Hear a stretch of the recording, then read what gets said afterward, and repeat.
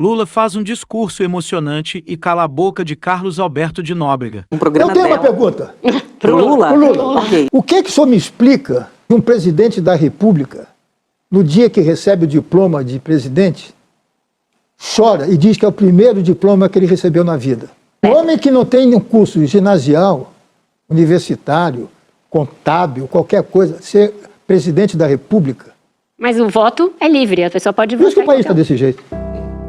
Temos dúvidas quanto a isso, mas... Durante um tempo, na história do Brasil, a elite econômica que dirigia esse país não gostava que o povo estudasse.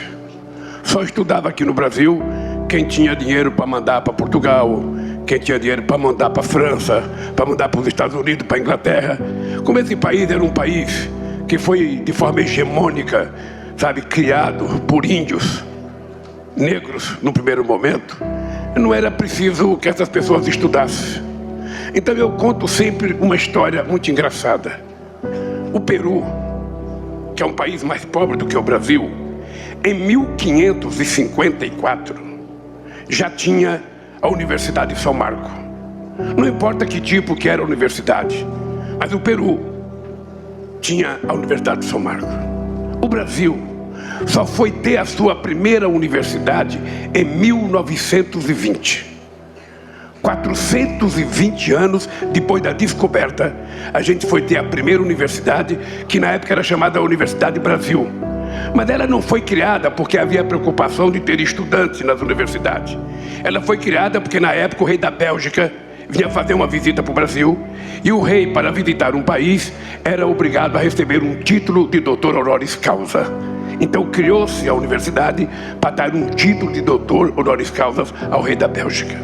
Isso demonstra um pouco o atraso a que a sociedade brasileira foi submetida durante tantos e tantos tempos. É por isso que muitas vezes a gente pega os dados socioeconômicos e a gente vê o Brasil tão atrasado. É por isso que a gente vê que o Brasil tem proporcionalmente menos alunos nas universidades do que o Chile. É por isso que a gente vê que o Brasil tem menos alunos proporcionalmente na universidade do que a Argentina. Porque em 1918, a Argentina já tinha tido em Córdoba a sua primeira reforma universitária. Em 1918, ela já tinha feito a sua primeira reforma universitária e o Brasil não tinha tido a sua primeira universidade. É só para vocês lembrarem, quando vocês estiverem na frente do espelho xingando alguém e falar que o país é atrasado, para vocês saberem que alguém quis que o país fosse assim. Alguém desejou. Então, quando eu tomei posse, eu não tinha nem diploma universitário e nem o meu vice de Alencar.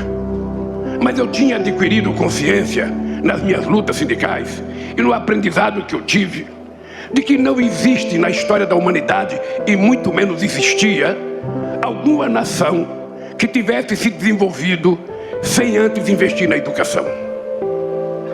Ou seja, a educação é definitivamente a base principal pela formação intelectual, profissional e cultural de uma sociedade.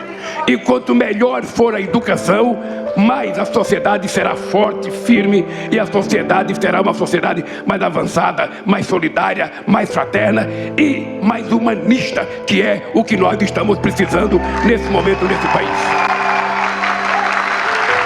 Um outro aprendizado que eu tive para poder chegar à UNILA é que uma vez, Gleison, eu estava no PT e recebi uma carta do presidente Fidel Castro.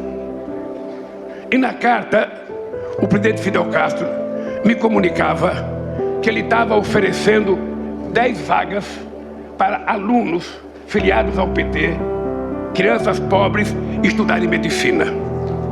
Eu fiquei atônito. Ou seja, como é que eu recebo uma carta de um presidente da República de um país oferecendo de graça para o PT 10 vagas na universidade? No começo a gente teve dificuldade de arrumar os meninos, porque a gente não tinha certeza como é que as coisas iam acontecer. Depois eu descobri que não era só para o PT, ele deu para o PSB também, ele deu para o PCdoB, ele deu para o PDT, ele deu para todos os chamados partidos de esquerda e partido progressista a chance da gente mandar um grupo de alunos estudar. E o PT mandou 10 alunos. E passados 3 anos eu fui a Cuba e fui visitar esses alunos. e fui visitar a universidade.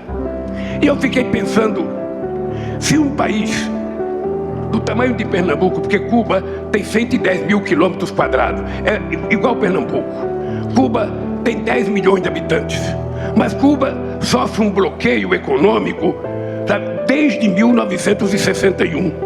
Ora, se um país que está impedido de crescer, se não recebe recursos porque há o bloqueio americano a Cuba, consegue fazer uma universidade e oferecer vaga para estudantes pobres de todos os países da América Latina e de todos os países africanos. Não era só para o PT, era para todas as pessoas pobres, sabe, que tinham chance de fazer uma universidade. Eu fiquei pensando, se esse país pequeno pode fazer isso, por que nós não podemos fazer isso? Por que um país do tamanho do Brasil, porque o Brasil não é um país pobre, pobre é o povo, o país é rico, o país tem um potencial extraordinário, mas acontece que a riqueza produzida nesse país nem sempre é distribuída. Tem uma parte da sociedade que vai ficando com o resultado da riqueza e o povo, ou a maioria, vai ficando com o resultado da pobreza. Por isso é que eu tenho dito, numa sociedade em que muitos, ou seja, em que poucos têm muito dinheiro, numa sociedade que poucos têm muito dinheiro e muito não tem nada, é uma sociedade predestinada à pobreza, à fome, à violência, à prostituição, à desnutrição, porque apenas poucos ficam com o recurso e a maioria fica sem nada. Mas inverta esse processo. Numa sociedade em que muitos têm pouco dinheiro, e poucos, sabe, apenas poucos não tem tanto assim, significa o quê? Significa distribuição de riqueza, significa que todos vão poder comprar o que comer, todos vão comprar o que vestir, todos vão ter dinheiro para fazer aquilo que as pessoas querem fazer, para comprar comida, para tomar uma cerveja, para tomar um refrigerante, para comprar um chinelo, para comprar um sapato. Ou seja, por isso é que não apenas o conhecimento, mas o dinheiro tem que circular na mão do povo. Porque senão o dinheiro fica concentrado na mão de meia dúzia de pessoas e a maioria fica passando fome por aí, morando na rua, as pessoas ficam, sabe, desencantadas da vida. É por isso que eu tomei a decisão de fazer a Universidade Latino-Americana. Para que a gente tivesse tanto a América Latina espanhola e nós aqui, nós somos colonizados. E fomos colonizados 200, 350 anos. Aqui quem decidia as coisas, de um lado era o rei da Espanha e do outro lado o rei de Portugal. A gente não podia muita coisa. A gente não podia. Então eu falei, bom, não é possível que a gente não adquira a consciência de uma nação. Porque uma nação não é o tamanho do país, a fronteira do país, a quantidade de minérios que tem o país, não. Uma nação é medida pela qualidade de vida do povo daquele país. Isso chama-se nação.